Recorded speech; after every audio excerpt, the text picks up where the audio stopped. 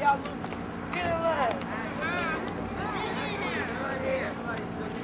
Don't try to do what everyone else does.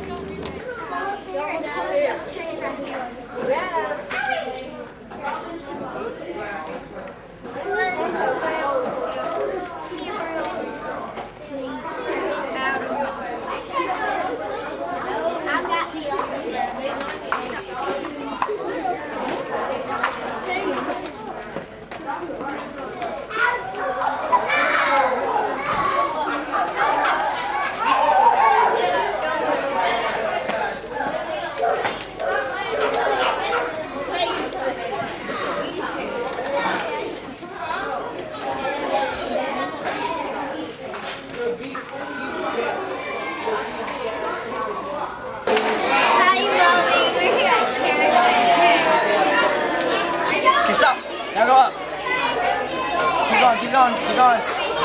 Keep going. Okay, stop. Now go to your left. No, you don't. You got it. Now go down. Okay. Now don't guide your hand. Keep going down. Keep going down. Keep going down. Keep going down.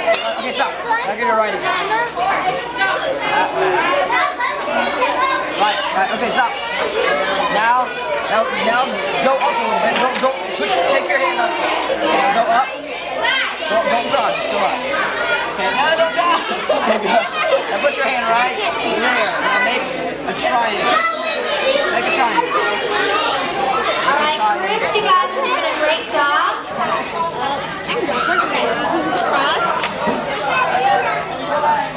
Stop. Okay, go back. Okay, down. Okay, stop. Okay, go up. Now do a triangle. Like a house. Alright. Now you have to draw windows and a door. Okay. I get help drawing the door. He said, take it. Okay, up, across, down. Now draw a door. Oh, that was bad. No, cross. A little cross. Go over. The right way. Right. Over. Over. There. Alright, now two windows. There. Alright. There you go.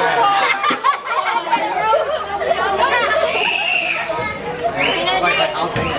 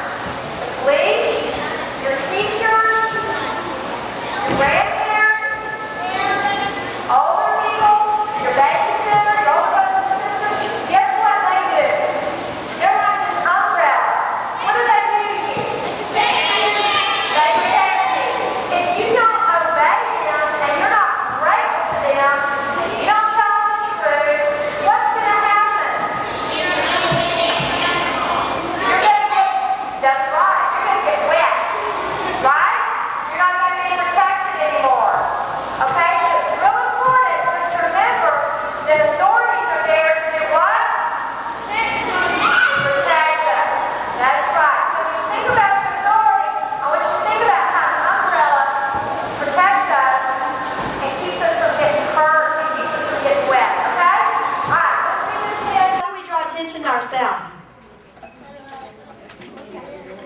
Hal? Austin? Shh. Huh? If we're wiggling, if we're poking at somebody, or we're making funny faces, or we're talking, Jeffrey? If we're talking and we're wiggling around, we're drawing attention to ourselves, and that causes the person next to us not to be attentive, okay? So let's practice attentiveness, okay? Thank y'all.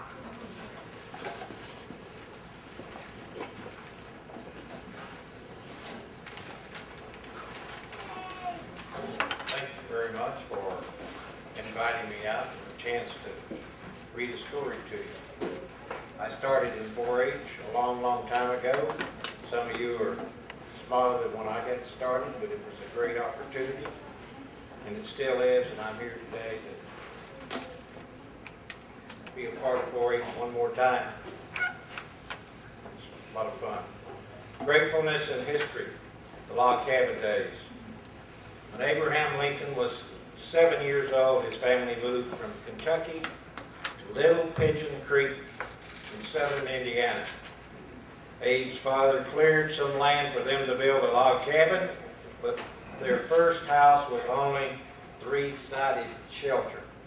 It had 3 sides so they could burn a fire at all times to keep away the bears and the wolves.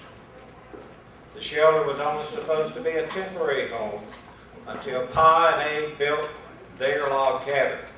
However, building it took longer than they expected.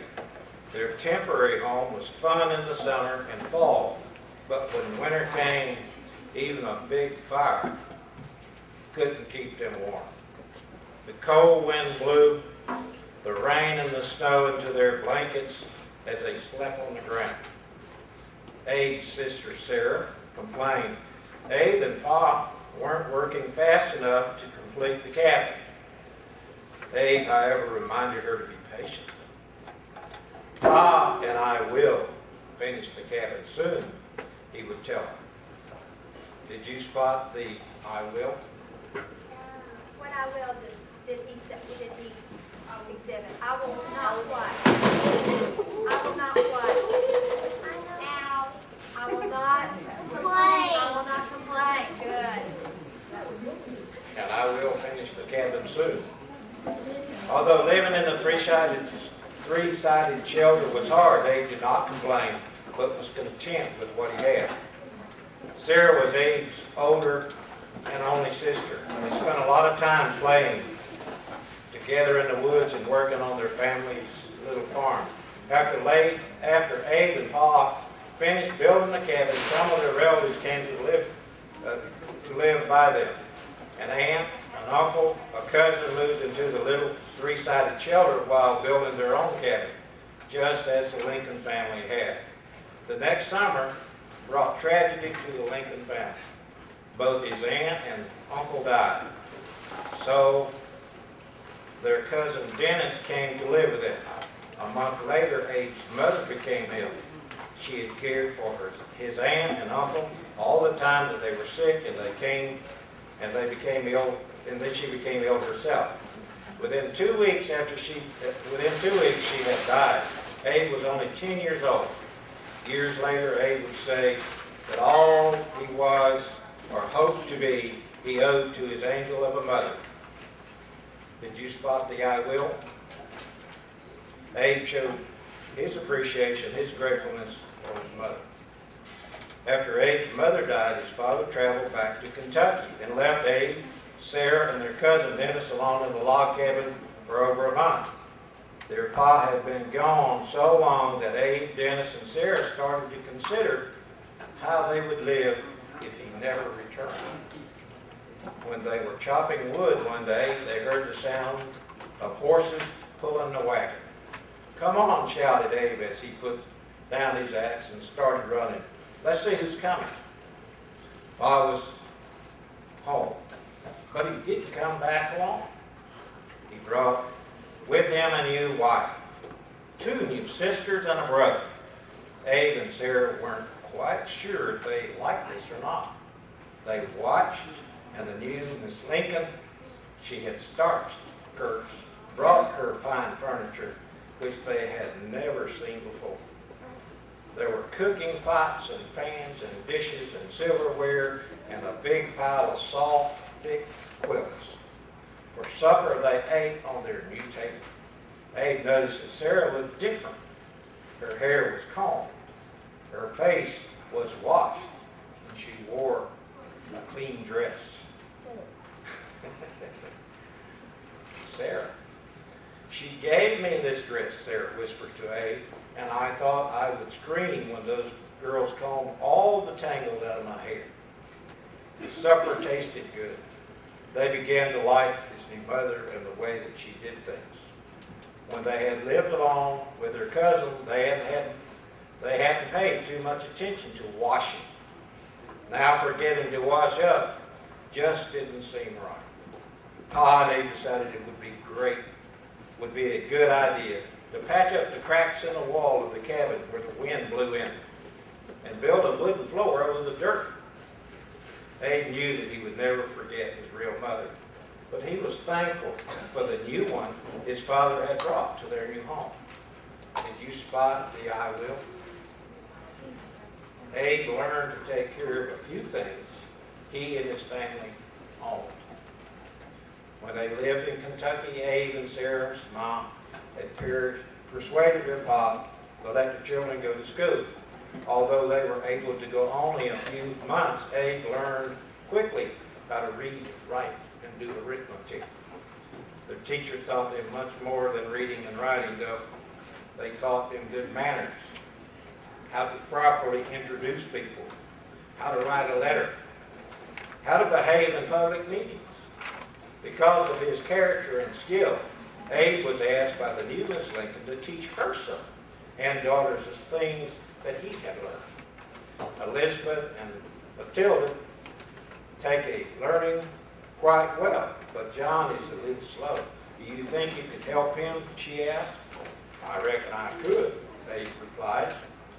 It wouldn't hurt me to practice. With the help of the book that his new mother had brought, Abe started to teach his stepbrother and sisters what he had learned. He wrote the letters of the alphabet on a piece of wood using charcoal for pencil. He pretended to introduce kings and queens to each other as they ran through the woods. King George, may I present to you my immensely wise brother John.